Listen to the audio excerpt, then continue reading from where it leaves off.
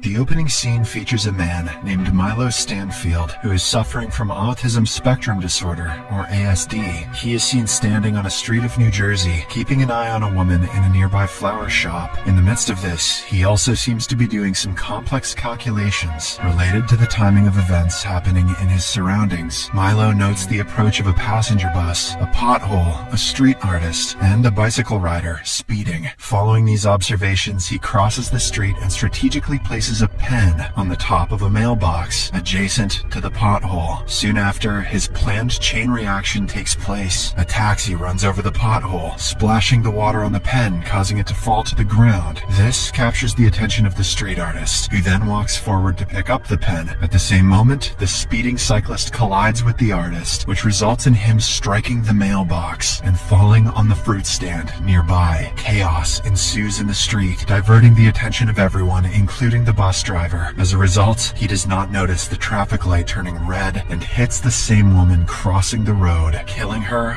on the spot, and people say math isn't dangerous. Milo then walks away from the scene after confirming that his plan went smoothly. The scene then cuts to an FBI special agent, Olivia Dunham. She works for the Fringe Division of Homeland Security, specializing in paranormal phenomena. Olivia seems to be returning back to work after a long gap due to her head injury. As soon as she enters the Fringe headquarters, she is greeted by one of her fellow officers, Charlie, who is the supervisor of the team. In the meantime, the chief of the agency, Walternate Bishop, is talking to one of the lab assistants, Philip Broyles, regarding Olivia's return. Philip says that she is a doppelganger named Faux-Livia and expresses concern if they can integrate an imposter in their team. Here, it is revealed that Olivia, who is inside the office, is not the real one. She is in fact an imposter who has been brought to fulfill the place of the original one. Walternate then reveals his motivation behind keeping Faux-Livia in this universe and implanting the real Olivia's memories into her. He claims that Faux-Livia is the only one who can travel between universes without any harm. Walternate wants to figure out how she can do so. For this, he says that they must make her believe that she belongs here. Philip asks, what if her new identity does not hold? To which the chief replies that she will no longer be necessary after that. Afterwards, Charlie briefs the team on the seemingly random bus accident, which he claims to have happened 2 times in this week. The victim has died in each case. He then asks his crew to be careful before going for the site investigation. A short while later, the FBI team arrives at the accident site and splits up to search for any leads or clues. The investigation is led by another FBI agent named Lincoln Lee, whose face appears to be ruined by burn marks. Charlie inspects the body and uses her fingerprint to retrieve her further details. She eventually finds out that the deceased woman's name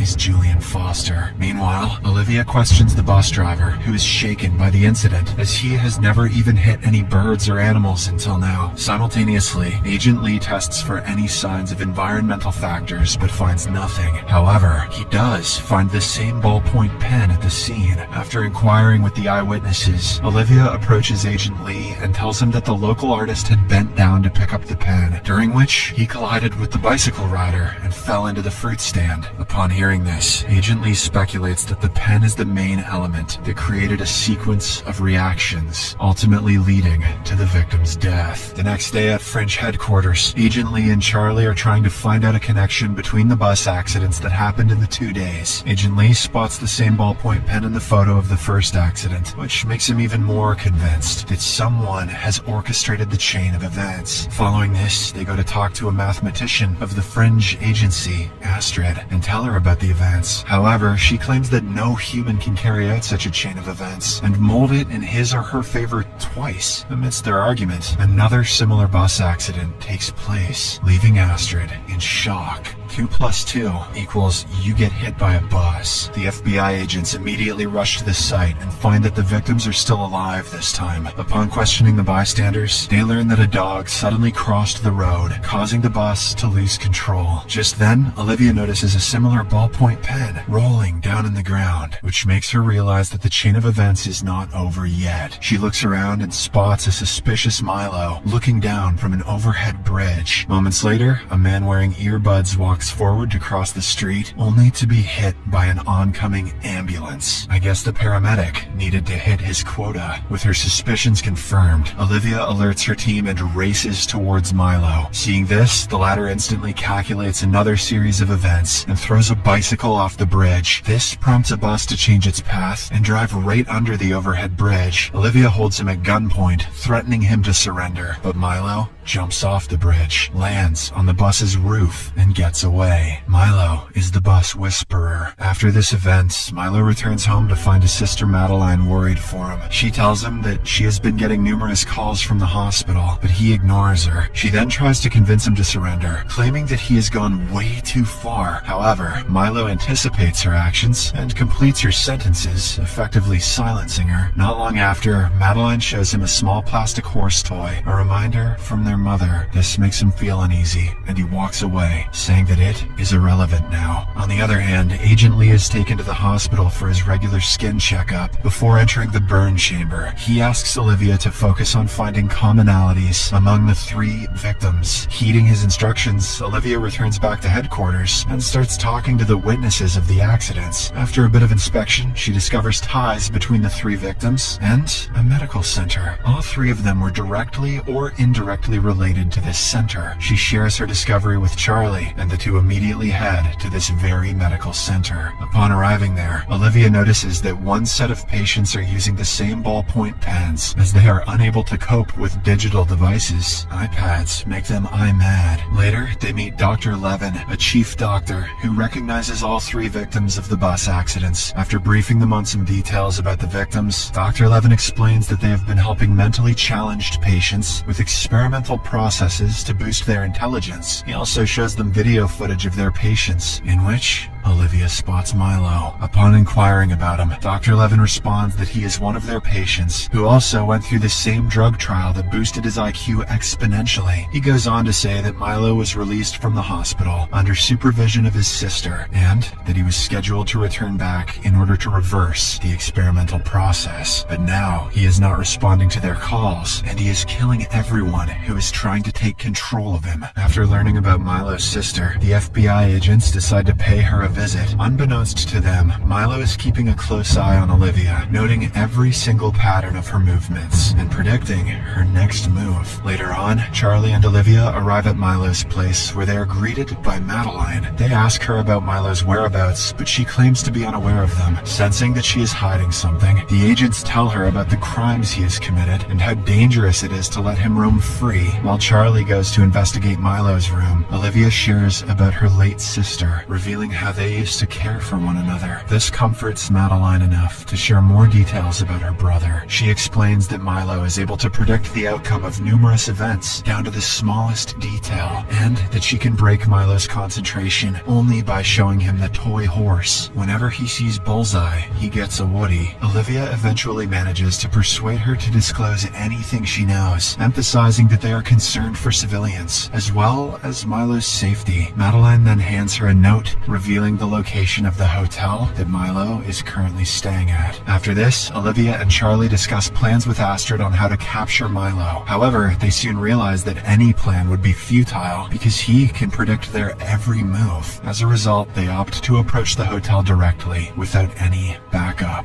I don't know how that's going to help, but they know best. In the meantime, Milo is seen at his hotel room, looking down through the window and envisioning scenarios that are going to happen in the next few minutes. With his ability, he predicts that Olivia and Charlie will arrive soon and that they will chase him. He also calculates that he can kill Olivia by luring her through a marked zone of a construction site where the air is too thin and crushing her under a load of cement bricks. Just like he predicted, the 2 FBI agents arrive at the hotel and find Milo waiting for them in the street. He then runs towards the construction while the agents pursue him. Olivia, who is unaware of the warning signs for the thin air zone, races through it instead of stopping to put on a respirator. This actually makes Milo's calculation wrong. They didn't think she'd be that dumb. In addition, she also dodges a pile of cemented bricks, which Milo assumed would crush her. The villain is shocked to witness his calculation going wrong and is ultimately caught by her. At this point in time, Olivia nearly asphyxiates herself due to the low level of oxygen, but thankfully, Charlie arrives in the nick of time and helps her with a breathing apparatus. In the aftermath of these events, Charlie asks Olivia about why she did not stop to put on a respirator, to which she responds that she did not recognize the warning sign. Later on, Olivia brings Madeline to the hospital, where Milo is seen interacting with a supercomputer. According to the doctor, the IQ-boosting drug has been in Milo's brain for too long, due to which they are unable to carry out the reversal process. Now, his mind has become so advanced that only machines can comprehend his thoughts. Saddened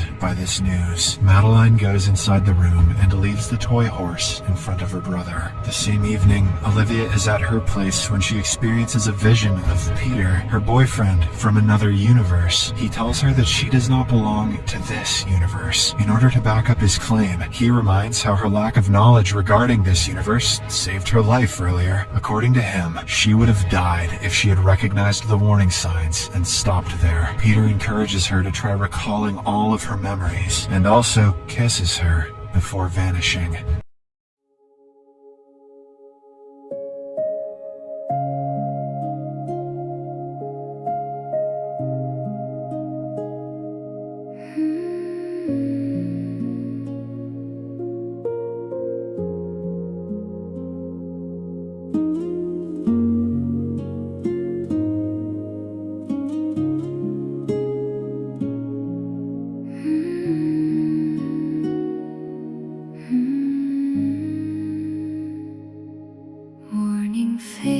Beyond the hills, leaving traces soft and still. Clouds are floating, drifting free, like a whispered melody. Every leaf and every tree moves in quiet harmony. Nothing asking, nothing loud, only peace beneath the clouds. In an ocean of silence, I gently flow, where the restless winds no longer blow.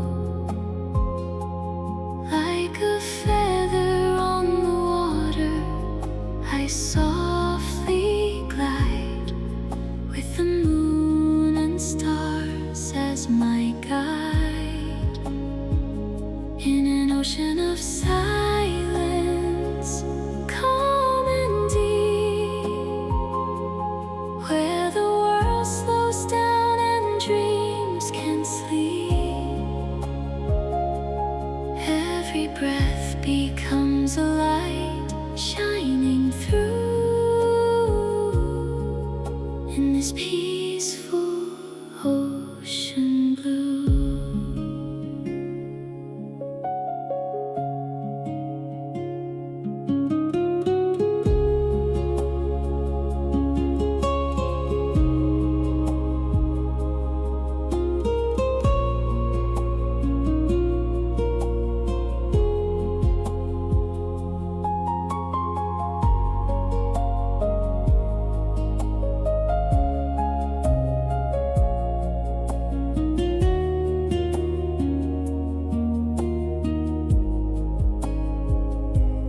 Golden rays begin to fade, painting colors in the shade.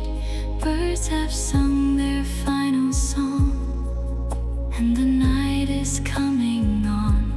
Candles dancing in the dark, tiny flames, a gentle spark, holding moments soft and bright, in the arms of endless night. In an ocean of silence, I gently flow, where the restless winds no longer blow. Like a feather on the water,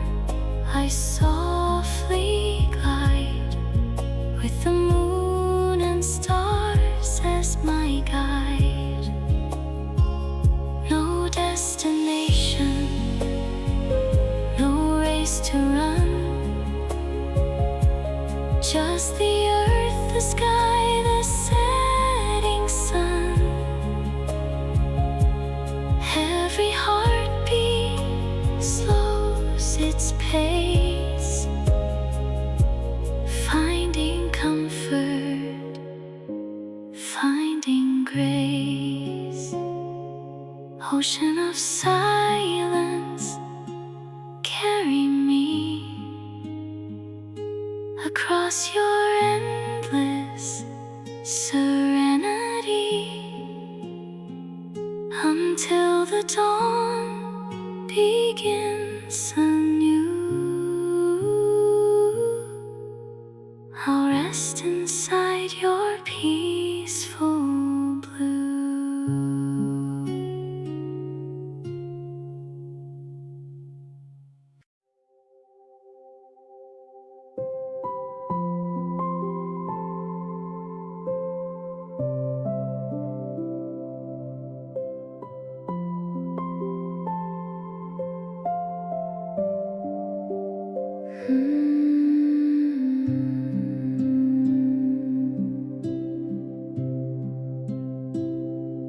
Morning fades beyond the hills, leaving traces soft and still. Clouds are floating, drifting free, like a whispered melody. Every leaf and every tree moves in quiet harmony. Nothing asking, nothing loud, only peace beneath the clouds. In an ocean of silence, I gently float, where the restless winds no longer blow. Like a feather on the water, I softly glide, with the moon and stars as my guide. In an ocean of silence, calm and deep, where the world slows down and dreams can sleep. Every breath becomes a light, shining through. In this peaceful ocean blue.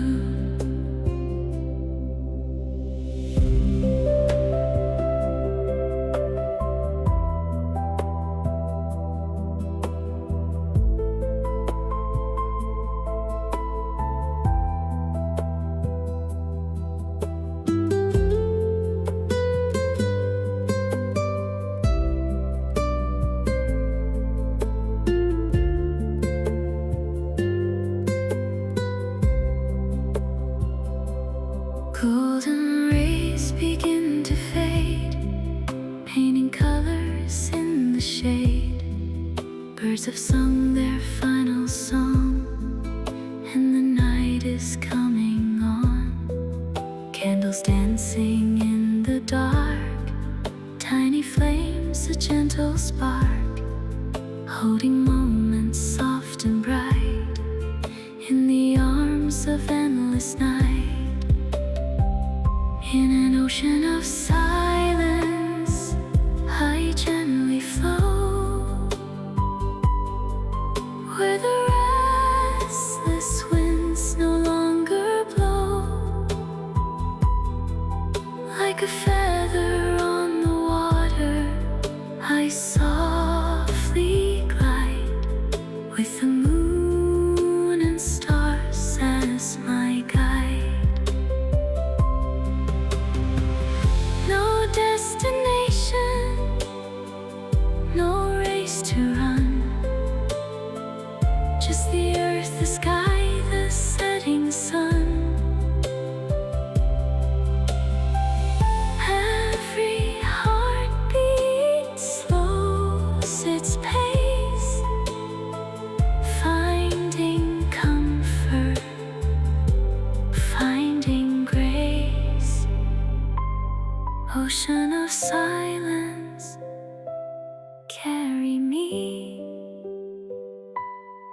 across your endless serenity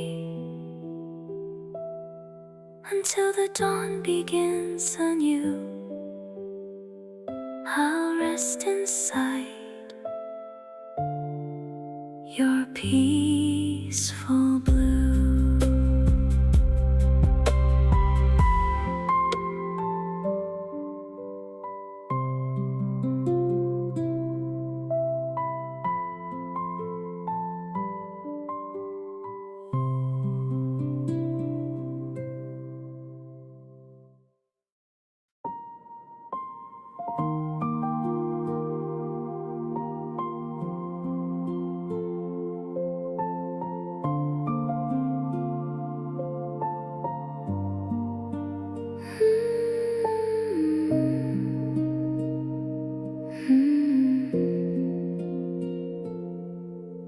Close your eyes and breathe the night.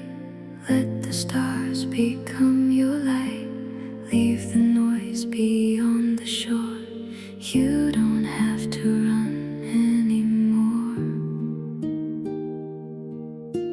Gentle waves upon the sea carry all your thoughts for free.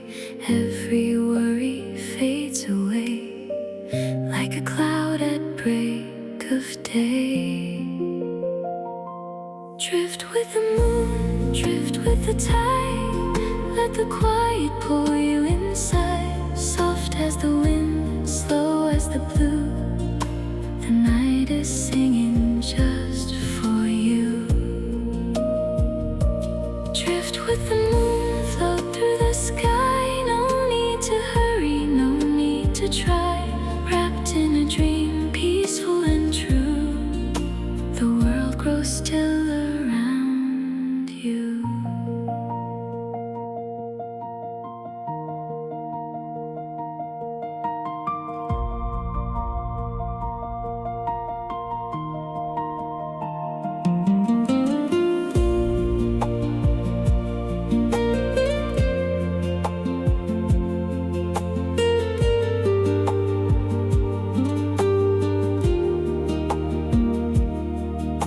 Silver rivers softly glow through the fields where wildflowers grow.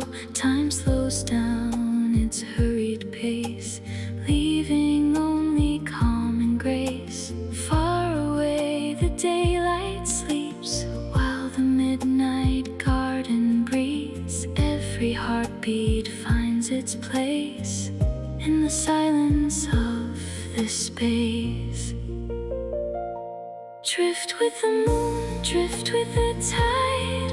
Let the quiet pull you inside. Soft as the wind, slow as the blue. The night is singing just for you.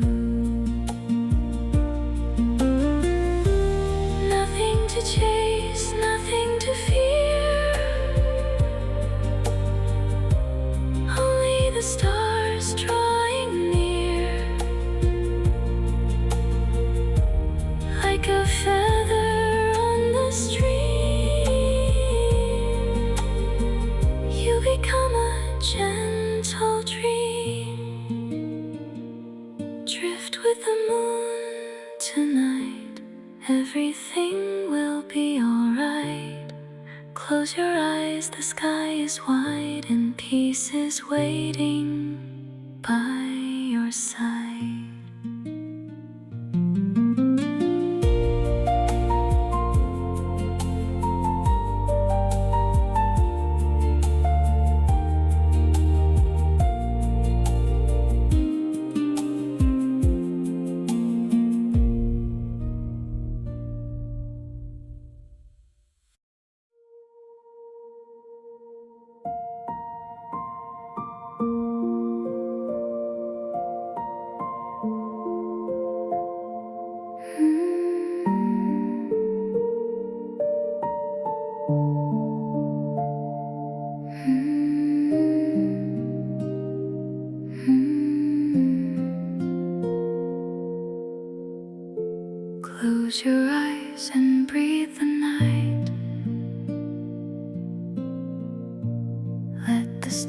clouds become your light.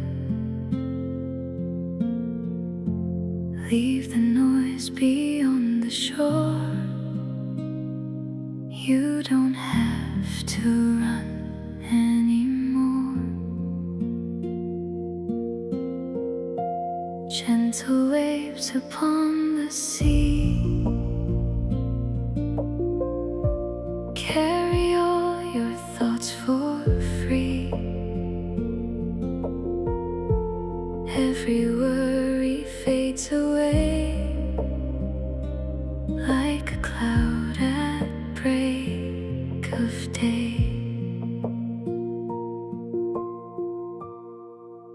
Drift with the moon, drift with the tide.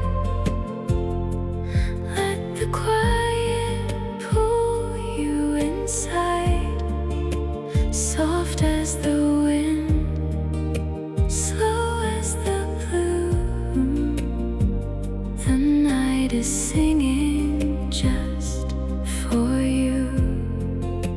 Drift with the moon, float through the sky. No need to hurry, no need to try. Wrapped in a dream, peaceful and true. The world grows still around you.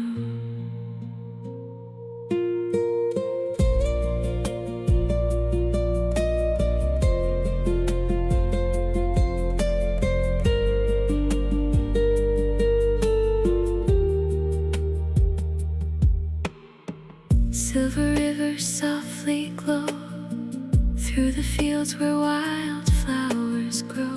Time slows down its hurried pace, leaving only calm and grace. Far away the daylight sleeps, while the midnight garden breathes. Every heartbeat finds its place in the silence of this space. Drift with the moon, drift with the tide. Let the quiet pull you inside. Soft as the wind, slow as the blue. The night is singing just for you.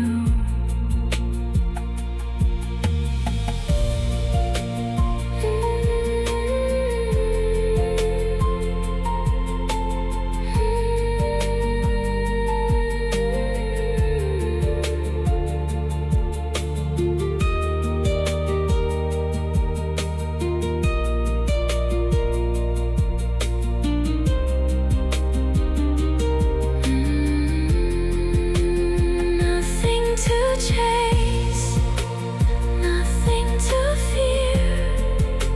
Only the stars drawing near. Like a feather on the stream, you become a gentle dream. Drift with the moon tonight. Everything will be alright. Close your eyes, the sky is white, and peace is waiting by your side.